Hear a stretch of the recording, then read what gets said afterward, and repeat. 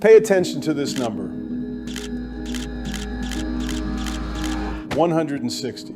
That's the IQ of most people you think are rich. But here's what's about to shatter everything you believe about success. Yeah, if you've got 160 IQ, sell 30 points to somebody else because you won't need it in investing. What you do need is the right temperament. Warren Buffett just destroyed the biggest lie about wealth, and I'm about to show you why the smartest people in the room are often the brokest. This is the story that Wall Street doesn't want you to hear. Sweden, 1970s. 59,000 young men walk into military conscription. They don't know it yet, but they're about to become part of the most shocking wealth study ever conducted. For decades, researchers tracked these men. IQ scores, income records, life trajectories, and what they discovered will keep you awake at night. The smartest ones, they hit a wall at $65,000 a year, but it gets worse. The top 1% of earners, their IQ scores were lower than the guys making middle-class money. How is this possible? How does someone with a 130 IQ out-earn someone with a 160 IQ by millions? The answer isn't what you think. Here's where smart people make their biggest mistake.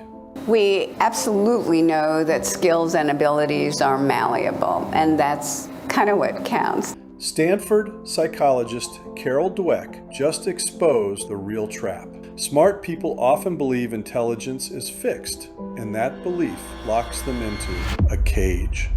They lock themselves into salary cages. $200,000, $300,000, maybe $500,000 if they're lucky. But there's a ceiling, and their intelligence, it becomes their prison.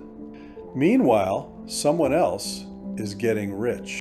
Meet the entrepreneur, not the smartest guy in the room, but he has something else. Starting companies like staring into the abyss and eating glass. Elon Musk knows. It's not about being smart. It's about being willing to bleed. Norway tracked every entrepreneur for decades. The results? The ones who took the biggest risks, who invested in stocks, who leveraged everything, they failed more, lost more, suffered more. But the ones who survived, they didn't just get rich, they got stupid rich. While the smart money played it safe, the crazy money changed the world.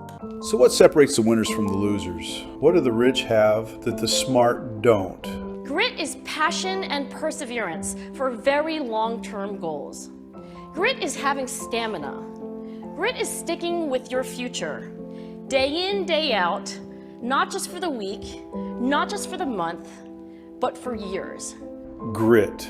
The one thing they don't teach in school. While smart people solve problems, gritty people survive problems. Conscientiousness, drive, persistence, the ability to get back up when life knocks you down. You've got to find what you love, and that is as true for work as it is for your lovers. Steve Jobs knew it's not about being the smartest, it's about being the most obsessed. But here's what really matters. And it's amazing how well Berkshire Hathaway and the Daily Journal, for that matter, have succeeded with nothing more than basic morality and sturdy common sense. But of course, when people talk about common sense, they mean uncommon sense. Munger's point, don't chase genius. Temperament and uncommon sense beat raw intelligence every time.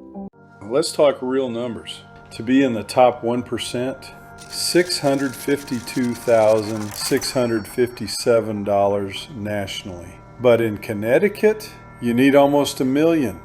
West Virginia, just $367,000. The game isn't about being smart enough. It's about being in the right place with the right mindset at the right time. And most importantly, wealth has never been about IQ. It's about the grit to keep going when everyone else quits. Here's what changes everything. If you have good judgment, your life will work a lot better than if you have bad judgment. And you get good judgment gradually over time, partly by making bad judgments and having them work out poorly. Charlie Munger, Warren Buffett's partner, just gave you the secret to billions. Don't try to be a genius. Just stop being stupid. Build persistence over intelligence. Choose resilience over IQ. Pick grit over grades. Because while smart people are still figuring out the problem, average people with extraordinary drive are already building the solution. Your IQ score, it's just a number. Your work ethic, that's your future. The choice is yours. Stay smart and stay safe, or get gritty and get rich.